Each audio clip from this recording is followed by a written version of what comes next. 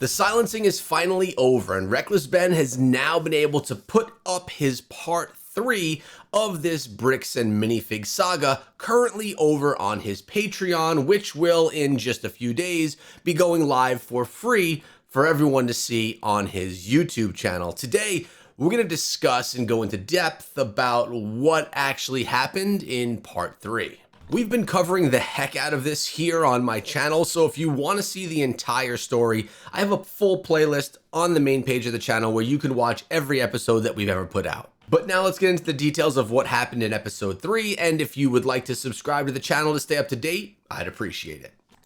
Let's get into it because part 3 involves some absolutely insane stuff, and there are, I think, 2 huge things involved in part 3 that just really surprised me, and the rest is just like more extensive details on stuff that we already kind of knew. Let's do it. So I'm going to be breaking down everything, but specifically focusing on the details that have not really been reported on before part 3, because obviously most people didn't know any of this because part 3 couldn't have been released. But let me give a little context again here. Part 3 is something that we've been waiting on for weeks, and Reckless Ben was not able to post part 3 because he was silenced. He had a restraining order on him preventing him from putting out any content on this topic. So part 3 has been just sitting in limbo and waiting to go live, which obviously now he has the ability to put it live so we can discuss what happened. With that being said, we have some insane stuff involving Google, more police corruption, a prosecutor who never looked at evidence, a sniper accusation, everything. So Wow. Let's get right into it. I'll be starting off with one of the most insane details in part 3 that really caught me by surprise, and I'm kind of shocked that Ben didn't spend more time in the video talking about it, I guess, because it was absolutely insane to me when I watched. So during Ben and Ammon's in-person conversation at Bricks Minifigs corporate, Ammon told Ben to send him an email at a specific email address, and he said that he'll get an inventory list for Ben if he sends him an email. And by the way, Ben shows like much more extensive footage, like probably almost all the footage of like actual substance from when he was at Bricks Minifigs corporate, talking to Ammon, talking to other employees there, and everything like that. So we get a bigger picture of what actually happened. Although I'll just say it doesn't change the facts in the case in favor of Bricks Minifigs at all. If anything, it just makes them look much worse. But with that being said, Ben emails the email address that Ammon gave him in good faith, asking for the inventory list. And he was, of course, genuinely thinking at this point in time, because this was like during part 1, that he was going to receive the one piece of evidence that could prove or disprove everything involved in this case. Yeah, and this is going on before the case got actually insane, which all happened in episode 2. If you want to watch that, it's on Reckless Ben's YouTube channel. But that's when things got crazy. That's when the gag order went into play, and that's when he could no longer make content. Waited a day, nothing happened. So the next day he emailed asking, following up, asking if he could get the inventory list. And then within a week, Bricks Minifigs responded to him, but they said Bricks Minifigs Franchising Incorporated will not participate in any form of communication that appears designed for public provocation, harassment, or manipulation of facts for the purpose of media content. And this is something that Bricks and Minifigs lawyers, which as you saw from yesterday's video, they spend like $850,000 a year on their law team. This is probably something that was advised by the law team so that they didn't put their foot in their mouths any worse than they already have. And they kind of said that if Ben continued to pursue this, asking for the inventory list, all of that, they would call it harassment. They would get the proper parties involved. So, the police and whatnot. And basically said, Ben, stop looking for the evidence, stop asking us to cooperate. We're not trying to do that. We just want this collection, right? So on the surface, this seems like, textbook Bricks and Minifigs just being stupid. But what was actually happening beneath the surface here was insane. Behind the scenes, while Ben was waiting for the inventory list, Ammon's goal the whole time wasn't to cooperate with Ben, obviously. It was actually just to get Ben's email address, because what he did next is insane. Ammon did with his email address is he subpoenaed Google and found out all of his private information. They asked Google for man. all this private information that is tied to his email address, and Google sent them hundreds of hours of footage, of all the raw footage from everything that he's filmed with the Lego video, all of his emails, all of his search history, and all of the metadata that literally shows everywhere Ben has been. So How the heck is that legal? For Google to give up the personal information of Reckless Ben? That sounds pretty corrupt, actually. this is like a huge invasion of privacy, and Yeah. it is shocking that Google gave them this. You know, I don't know what legal precedent Bricks Minifigs used. I don't know, but to me, you know, from what we know from the facts in this case, Google giving Bricks and Minifigs all this information is absolutely insane and Agreed. unacceptable. So the whole time, the inventory list was never going to come. This email address was just straight up bait. So yeah, like I said, I don't know like laws on data and privacy and everything like that. And I know Google isn't exactly the cleanest company out there, but this still really, really shocked me. And I'd like to know your guys' thoughts on this in the comments down below if you know more than I do. Well, I'll give my comment right here. I think that that's nuts that a company as large as Google, remember Google owns so much, including the platform that I'm on sharing this content with you. It's crazy to me to believe that they would give up someone's information like that unless if there was a like a warrant, like a search warrant for it. And I'm wondering if there was some type of a give up information type warrant, or some type of a search warrant provided by the law department for Google to give that up. Because if I were to reach out to Google and ask for your information, they wouldn't give it to me. So why would they give it to Bricks and Minifigs, especially for someone like Reckless Ben, who is making Google a lot of money with his content? Makes no sense. Anyway, Ben goes on to show the clear contradiction in what Ammon is trying to sell the media and the public, while behind closed doors not doing anything that he's claiming. You know, on Fox News saying that he's tried to share inventory lists with Mr. Mansell in hopes that he can see that we're not attempting in any way, shape, or form to withhold anything, but then behind closed doors, he gives Brian nothing, not the inventory list, he doesn't cooperate, nothing like that. And the second piece of part 3 shows more police corruption. And, I was being careful, weeks ago when I was talking about the police involved in this case, but I'm just going to call it corruption. That is my opinion. This is clear corruption going on here. But with that being said, this is insane. So sometime after the Google subpoena, the Provo police watched Ben's entire first episode. And a female police officer reacted this way on a body cam, quote, "I'm really curious to see, like, if this kid even makes any money doing this YouTube stuff. I'm like, if it's enough for him to travel to another state just to go get some footage,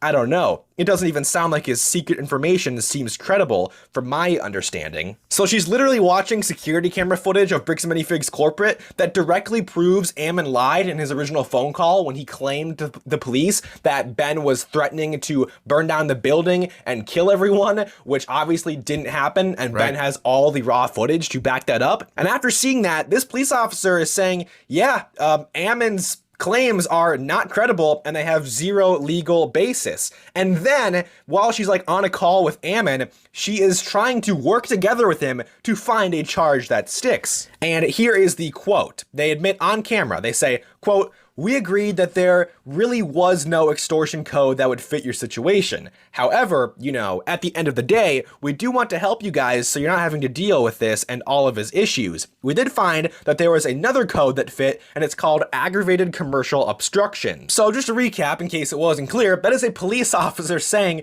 to someone that, lied on this phone call and has basically defamed Ben at this point. They're saying, yeah, we really want to help fabricate a charge for you and, help you get Ben arrested. But this is... So basically, there was no charge that directly fit what Ben did. So the police officer came in and in corrupt fashion found something that would fit so that Ben could be charged. Now remember, the corruption that's going on is religious corruption because Bricks and Minifigs, the police, and the court system in the area all follow the same religious beliefs. They stick together, they look out for one another, and in this case, Reckless Ben had to deal with the brunt of that. The part that just disgusts me, and this is a moment that's going to go viral because it is just, it's insane. So While on this call, this female police officer talks about how they can land on aggravated commercial obstruction to charge Ben with. And the tone of her voice when she says this is insane. She says, as she's reacting to this, when she's researching it, she says, "Looks like that might be a second-degree felony. He's facing felony charges. It is a felony, yes." And while she says that, she is laughing. She is so happy about this. She's laughing. It is insanely, not only unprofessional, but this is where you can just be like, yeah, this seems pretty corrupt. At least from my standpoint, seeing this, it is insane. And I would love for this phone call to actually come out so that we could watch it and share it right here, because to see a police officer directly being corrupt like that, they deserve to be exposed. the delivery of how she says this is really what gets me. She's giggling. She thinks this is Wow. so funny that they're going to be able to fabricate a charge for someone who is probably completely innocent, at least as far as this charge goes. It is, I don't know. It is absolutely insane. It sounds like Reckless Ben has grounds to sue on his own the law department for bringing in these fake charges on him. If it's clear and if the evidence is there that the police department defamed his name or tried to cause him to suffer from these charges, which he clearly did because he couldn't put out any content, he couldn't make any money, he couldn't run his business, I think there is definitely a lawsuit that and some additional charges that he could add just because of that. And he seems to have a pretty solid law team on his side who's been making some good decisions, helping his side of the case. So hopefully they don't miss out on that and they take advantage. So just to recap, they're trying to stick Ben with a second-degree felony, aggravated commercial obstruction, which could lead to up to 15 years in prison for not leaving Bricks Minifigs corporate fast enough, during a conversation where Ammon himself kept asking Ben questions, kept asking him to stay and provide proof of ownership. It is bewildering, to say the least. And Ben shows all the footage. None of what Ammon was saying is true. None of what he was claiming is true. Ben left when he was asked to.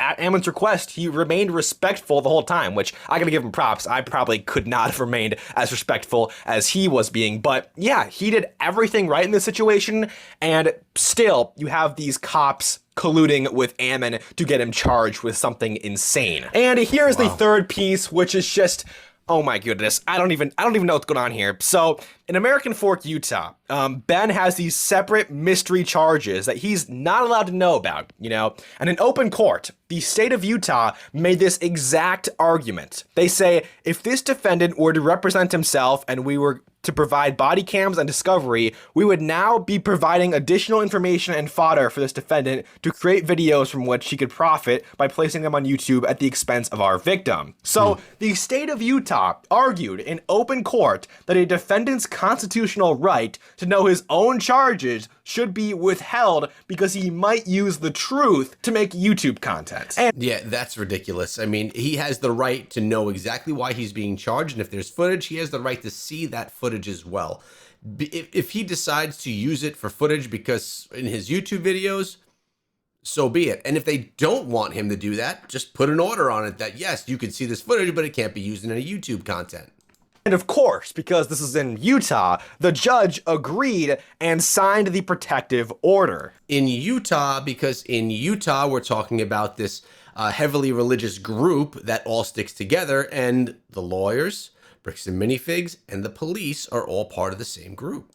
So at this point in time, Ben had to fight charges in American Fork that he is legally not allowed to know. And in Provo court, Ben asked the prosecutor directly, "Were you able to see the footage I submitted to the police?" And the prosecutor's response on the record was, "I have not watched it, no." So he is prosecuting Ben for a second-degree felony, 15 years in prison, based entirely on Ammon's word, knowing that there is more evidence, that Ben submitted all this evidence, and he hasn't even watched this evidence. The raw footage that Ben submitted directly contradicts Ammon's police statements on multiple specific points, but nobody in the prosecution watched it. And when Ben explained, hey, this evidence shows that what Ammon is saying are complete lies, he made it up, the prosecutor's response was, Well, obviously, a video doesn't necessarily show everything that possibly happened. And this is just showing how the corruption is working.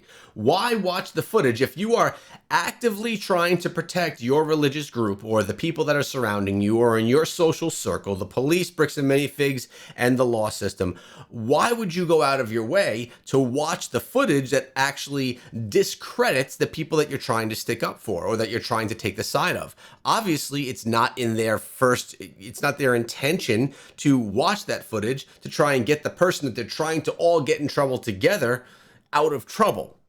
But that seems very illegal, like many things that have gone on inside of this case. So, according to Utah's state prosecution, raw, unedited video showing everything from elevator to elevator when they entered and when they exited Bricks Minifigs corporate is not sufficient evidence because it doesn't necessarily show everything. And that is a really bad argument because you could make that argument for any video footage. You could have complete video footage of arriving at a building, going into the building, talking with someone, leaving, and driving out. You could record that entire interaction, but technically, after you drive out of the building, you could cut the cams and go back in and start a ruckus. Well, the other thing is, if that type of footage isn't legit and if it's not enough to hold any weight in court, what's the difference between body cam footage on a police officer's equipment? It's literally the same exact thing. So there's camera footage at Bricks Minifigs corporate, there's Ben's footage, there's all this stuff corroborating what Ben is saying. And meanwhile, everyone is listening to Ammon's word over the mountains of evidence that are supporting Ben. And like I said earlier, Ben goes on to basically convey better what we've already seen from Ammon during this whole ordeal, that he is a liar, that he has changed his story countless times. So, of course, Ben presents this really well and very clearly that from the very first sentence Ammon ever said to Ben, the story was this. At first he said, no, it never happened, we don't have any Lego, and it directly contradicted all the evidence, the camera footage from the Bricks and Minifigs Salem location from that night when corporate took it over, and everything like that. So then the second version of Ammon's story was, Crystal took the Lego before we took over this store, which again, directly contradicted the security footage that showed Crystal leaving with nothing in her hands. And then the third version, which I'm sure there've been many other modifications to his story, but the third big version was when he was on Fox News saying that, we've tried to cooperate, we've tried to give Brian the inventory multiple times, but he refused. He just doesn't want his Lego back, and everything like that. And Ben goes on to address the sniper accusation, which, what is that? If you guys didn't know, Ammon and Matt's father, Daniel McNeff, made accusations that someone connected with Reckless Ben sniped his windows out from across a hill. And we have police body cam footage of everything. Ben shows some of it in this video, but Daniel McNeff directly accused Ben of sending a sniper to shoot out the McNeff family's window. And what's funny is the police investigated and they say it was actually a construction worker who accidentally shattered the window with a nail because there's construction going on like right next to the windows. And that obviously makes a lot more sense like a sniper shooting out the windows of a house. They're literally just grasping at straws, trying to pin anything and everything on Reckless Ben, even these stories that they're completely fabricating. That doesn't make any sense. So anyway, Daniel McNeff, after this whole ordeal with the police, where they said, yeah, bro, it looks like the construction workers just accidentally did that. It wasn't a sniper. Dan still went on to Facebook to make the statements that he did. I covered that weeks ago. You guys are already probably familiar with that whole situation. But Ben, of course, addresses it and tells us that the cops literally said, no, it was actually a construction worker. There was no sniper. And even though this is Daniel McNeff, who, isn't really Bricks and Minifigs corporate, even though he's still connected with Bricks and Minifigs a lot, this demonstrates the ongoing pattern with Bricks and Minifigs. It goes something like this. Something happens, Bricks and Minifigs blames Ben publicly, evidence proves that it has nothing to do with Ben, and then Bricks and Minifigs continues the accusation anyway. And moving on, it's really funny because you get to see just how much Ammon is projecting so many different things in this part 3, in this video. It is hilarious. I mean, there are different insults that Ammon is trying to peddle to Ben, but Ben literally shows how all those insults apply to Ammon and not himself, so it's like Ammon is just projecting here, but the biggest projection going on here is this whole RICO charge going on. Bricks Minifigs is obviously suing Reckless Ben for RICO charges, alleging that he ran an organized criminal enterprise. But Ben points out in part 3, if you look at the CEO's previous businesses, he actually got sued for RICO, and he's the one guilty of RICO, not me. And this connects directly to Ammon's dark past, as we've already gone over and other YouTubers have covered. And it really just shows Ammon is familiar with RICO charges because he faced them himself, and now he's trying to get Ben with these RICO charges that he is very familiar with because he was the one being charged with them not too long ago. Anyway, yeah, this part 3 adds a lot of evidence. It adds a lot more to the table. I mean, the Google subpoena thing, the added police body cam footage, they're obviously colluding with Ammon to fabricate charges, and everything like that the part 3 exposed. It just adds even more to this case, and I really hope Ben gets millions from Bricks and Minifigs. I hope he sues them for everything they're worth at this point, whatever they may be worth, because their finances are a mess. But yeah, there is now an extremely strong civil case here for Ben. He has to countersue a lot of people. Really, I hope that Reckless Ben is making a ton of money from his Patreon, because the amount of people that are watching these videos and that want to see that episode 3 could probably be joining his Patreon so they could see it early, because then, as you guys know, it comes out on YouTube a few days after. And then when it is on YouTube, we can kind of break it down right here and show you guys things, because of course, I don't want to show you something that's behind his paywall, something that would be giving him monetization that he's been missing out on for so long. But when it does go on YouTube, we can kind of dive deeper into that. But definitely a bit more was added onto the story today, and it's a bit more nonsense coming from the police department in the area, from Bricks and Minifigs himself, and from the courts, which is so much corruption, it's actually kind of unbelievable. To stay on top of the entire story, well, first of all, subscribe so you don't miss out the next video, but you can check out all these in the full playlist. I'll see you guys over there.